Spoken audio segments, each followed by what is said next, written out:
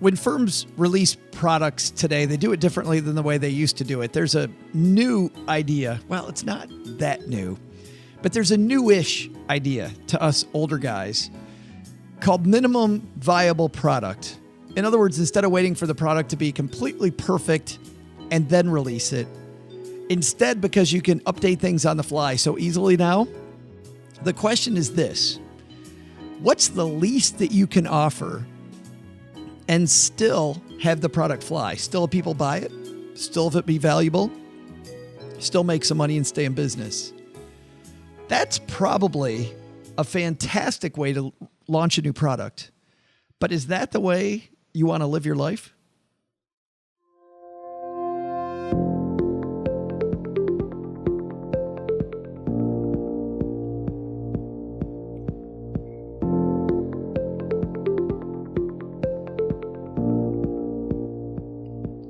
All live from the 3-room apartment above Uncle Jack's garage while the basement's being renovated. Hey there, stackers. I'm Joe Saul-Sehy, Average Joe Money on Twitter. Welcome to Money in the Morning. This is the podcast where we not only read you 2 headlines like some other podcast out there, but we also talk about them and exactly what that might mean overall to your financial plan. But not only that, yes, there's more. Are you sitting down? There's actually more.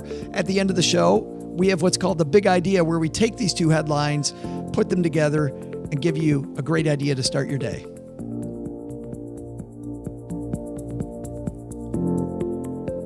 Money in the Morning is brought to you by Tiller. It was cool seeing our Tiller friends at FinCon 2018, which, by the way, if you're wondering what happened to my voice, this podcast also should be brought to you by throat lozenges, because my voice is gone after FinCon 2018, a wonderful week with all my favorite money nerd friends, Money and Media Conference in Orlando, Florida. But Tiller was there, and you know what? Tiller's awesome. Love the group of people that work on Tiller, but more than that, I like the product. You press the easy button, you get spreadsheets.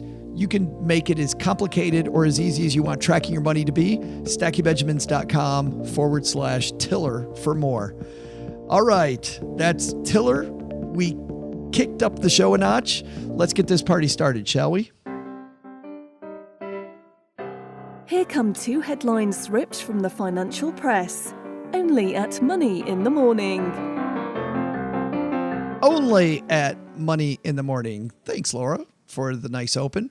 First headline comes to us from CNBC. Amazon raises the minimum wage to $15 for all U.S. employees. Amazon and CEO Jeff Bezos have been facing criticism for its pay disparity.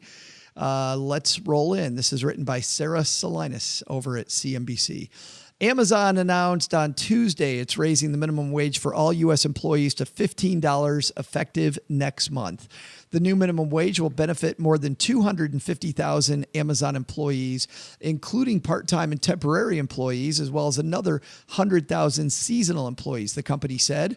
Some employees who already make $15 an hour will also see a pay increase.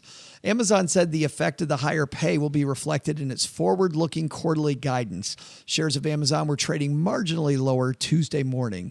The company and CEO Jeff Bezos have been facing criticism for its pay disparity. Senator Bernie Sanders last month introduced legislation called the Bezos Act to tax corporations for every dollar that their low-wage workers received in government health care benefits or food stamps. Quote, "Today I want to give credit where credit's due," Sanders said in response to the announcement.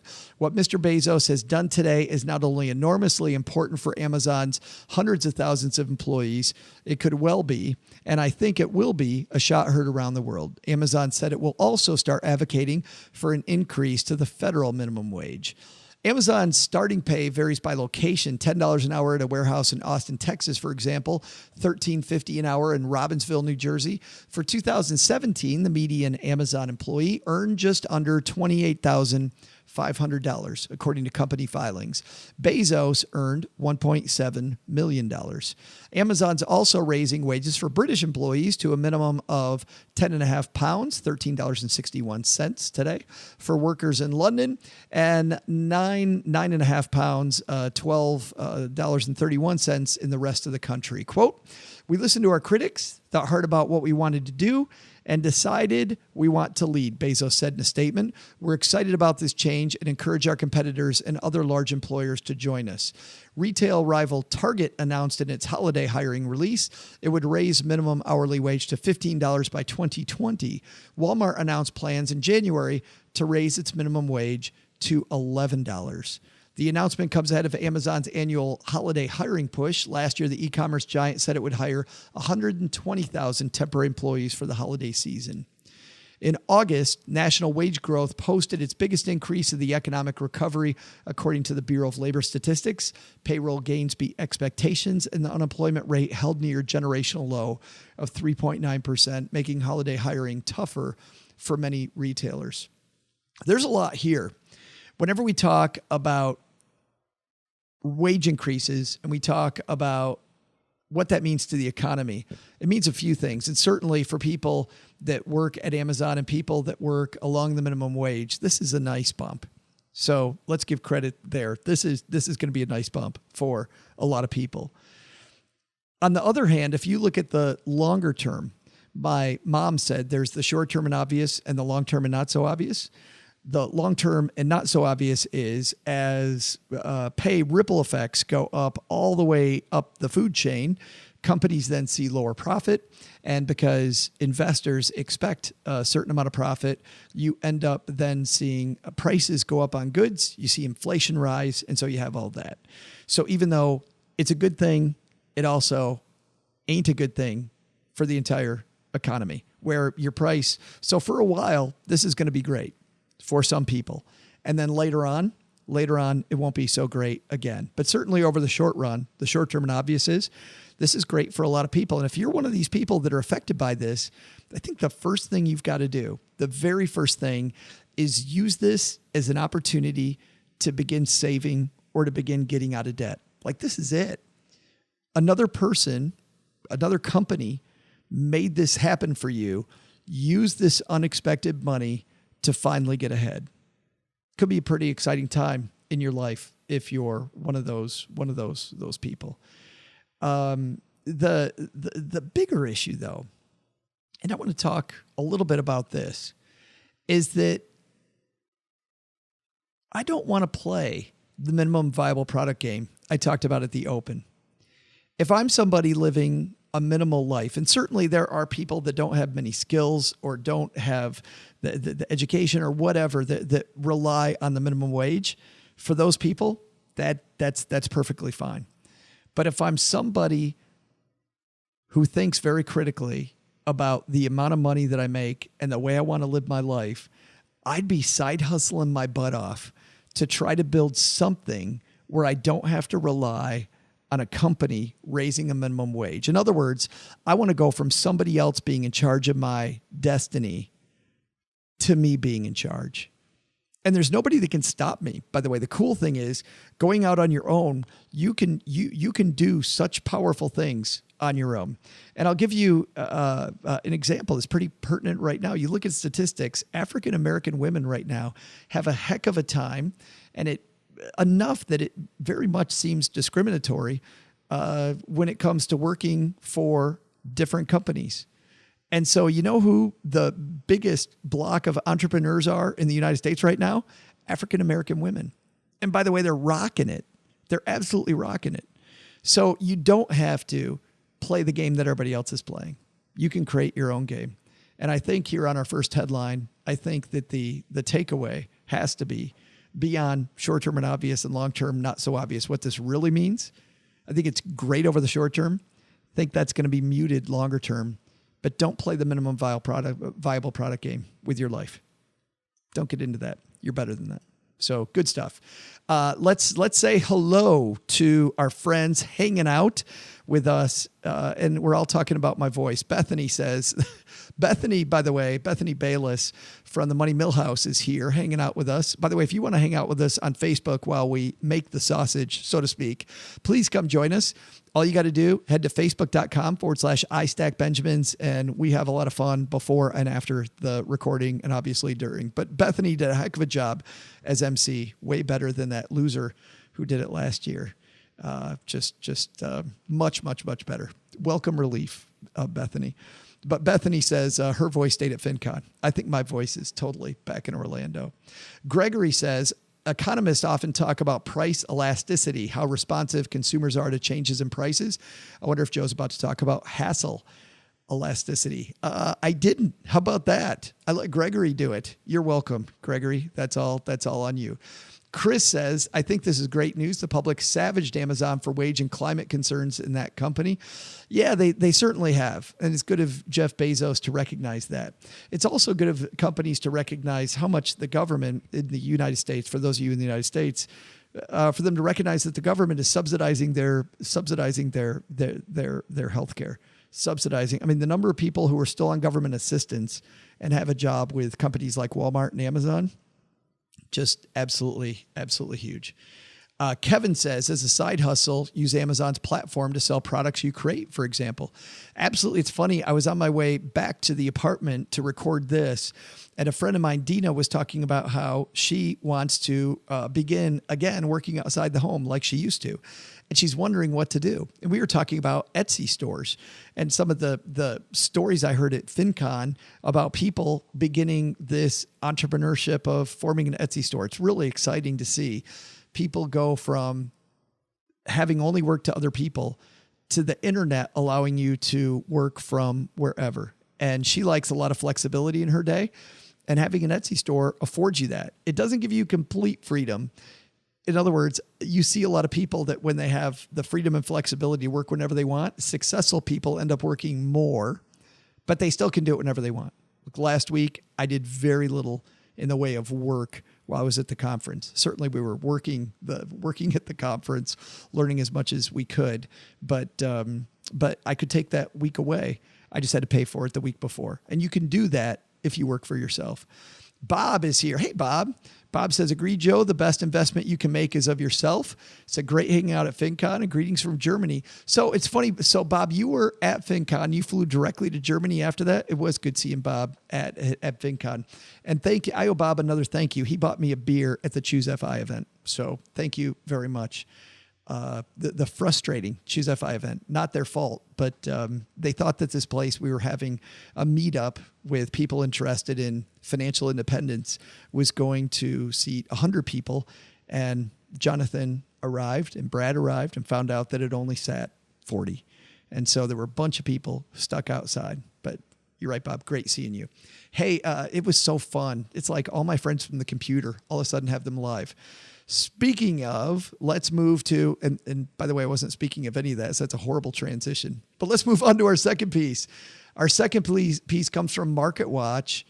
How long was John Flannery, the CEO of General Electric?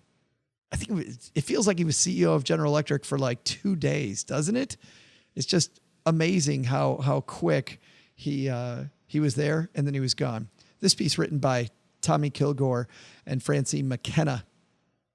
Ousted General Electric CEO John Flannery was asked to clean a house that turned out to have been dirtier than expected, then got blamed for creating all the trash that he was taking out. No good deed goes unpunished.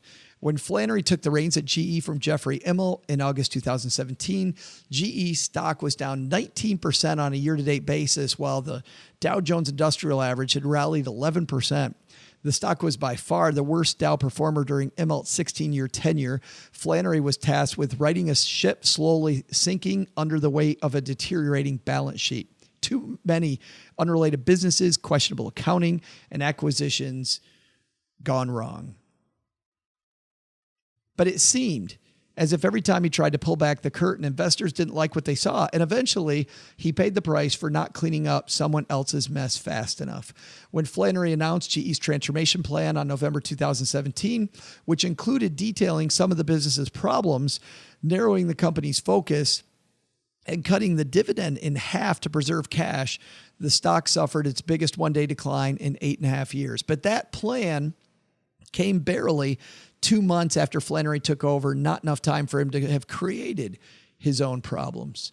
Then, after Flannery disclosed massive losses in GE's legacy insurance business from its long-term care portfolio, the stock slumped 15% over the next 5 sessions, the worst 5-day stretch for a stock in 9 years, in 9 years.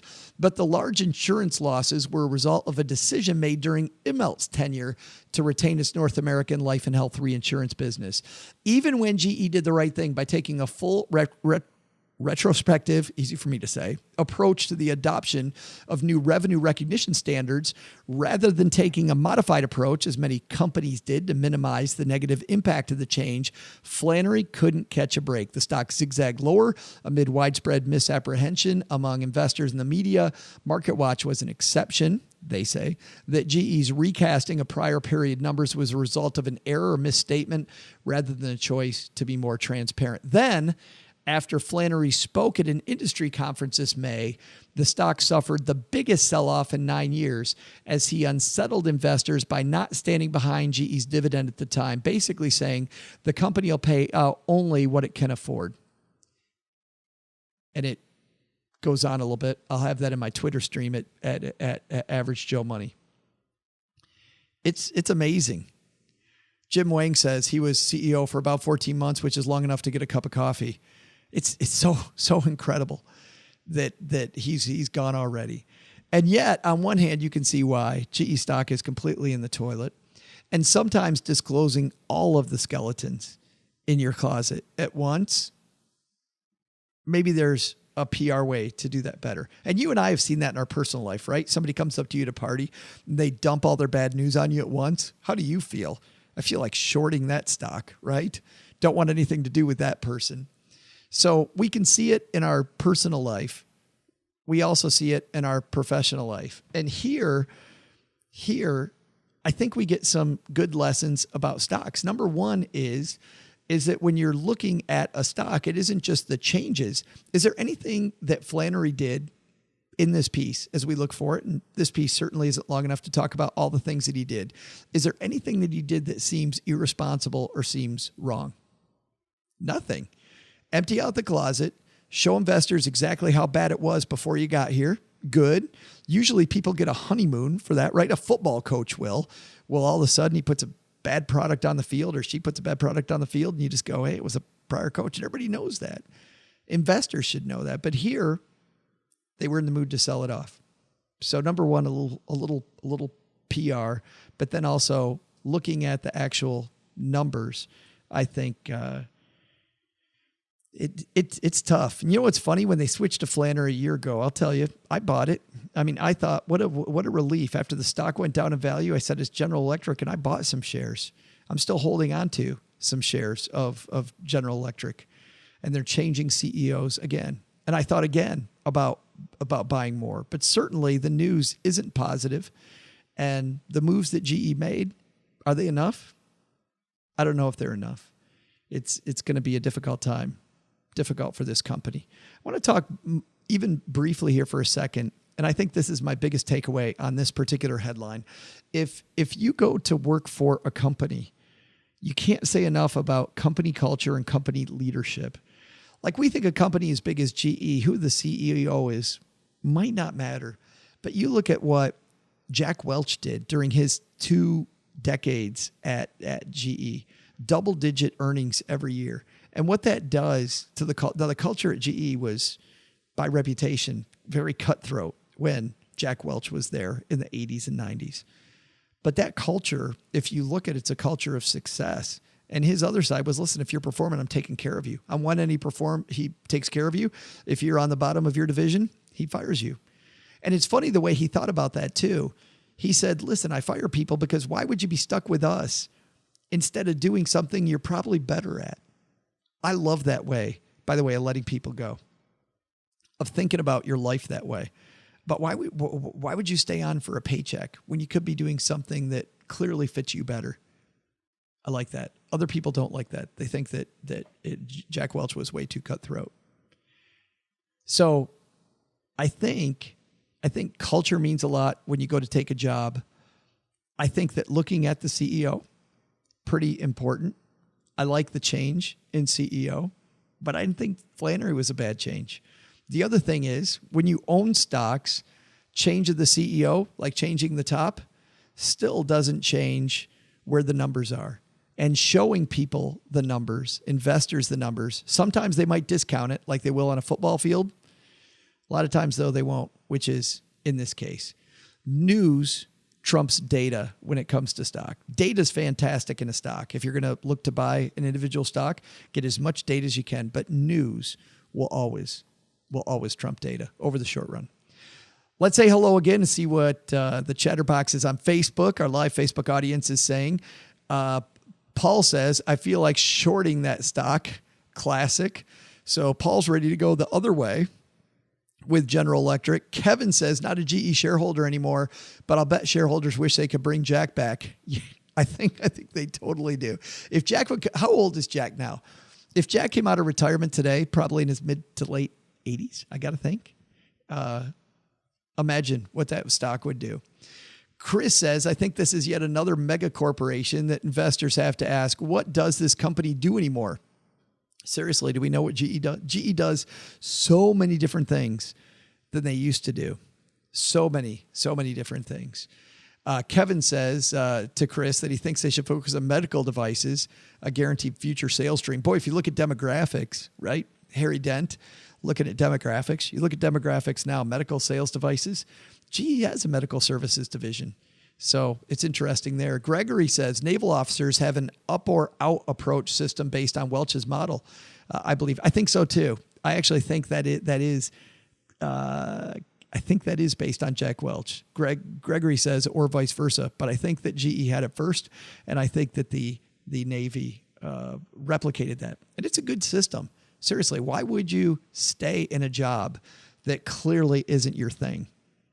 And you see people do it all the time. And so helping people get to that thing faster. I remember when I got fired from a job, it took me one time. It was a huge life lesson for me. If you've never been fired from a job, I'm not saying go try it because it sucks, but it still is fantastic. In just a second, we're going to have our big idea of this particular podcast. But before we get to that, I want to talk about Tiller for just a second. Talking to Peter Polson, the CEO of Tiller at FinCon, always is fun. And looking at the innovation they've done over there at Tiller since the beginning. I remember when Tiller was just Google Sheets, you could download all of your numbers from your bank, from your investment houses, all into one Tiller budget sheet. So it's like pressing the easy button on getting all of your stuff, but not having to use one set app, really having your own. But still the pain was at the beginning was that you'd have to design your own spreadsheets to go with that. Then they came out with a bunch of templates, some templates the way mom likes it, which is very, very complex. Other templates like I like it, like pressing the easy button. And the cool thing is, because it's a template and not a prescribed model, you can even switch that template to do even more. Make it more personalized. Check it out. StackyBenjamins.com/Tiller. That's TILLER for more. Whether you like Google Sheets, Excel, you like the easy button like I do, works all three ways. StackyBenjamins.com/Tiller. Time for our big moment. And this big idea today takes both of these pieces. And I think that the first headline we had today about minimum wage going up to $15 an hour, good news, very good news. But our takeaway was, if you can, try to get away from that game where you're right there at the bottom. Don't play the minimum viable product game. You're worth more than that. And once you discover that, and you begin unleashing that on the world, it's going to be exciting for you and for the people that you inform. It's very exciting. And then the second piece, when we look at the ousted CEO of GE, John Flannery, and him only lasting 14 months, taking out somebody else's trash. Two lessons there. Maybe if you're working for a company, looking at the company culture, looking at the CEO, understanding where that company's at and how much trash they actually had. And on the other side, if you're an investor, also understanding the trash and what it's going to take to get rid of the trash. Forward-looking thoughts. I think there's two takeaways there. But the bigger thing there in both of those is this, and Mom says this all the time. choose your battles. Some battles are worth fighting. Some battles not worth fighting. Certainly, if GE is going to hire you, sounds like a great idea, doesn't it? Until you look inside the company and it seems like a lot of change going on there. Might be a difficult place to work. Choose your battles carefully. You only get one shot. On the other side, if you're fighting the minimum paycheck battle, how do we get out of that game? Can we side hustle our way to do more? I think that's pretty exciting. Much more fun way to live your life at the very least. But even more than that, puts you in the driver's seat instead of somebody else. Hey, thanks a lot for playing today, everybody on Facebook. Thanks to you at home. Thank you to my voice for actually lasting. Nice job there, vocal cords. I'm going to go get some hot tea. We'll see you next time back here at Money in the Morning.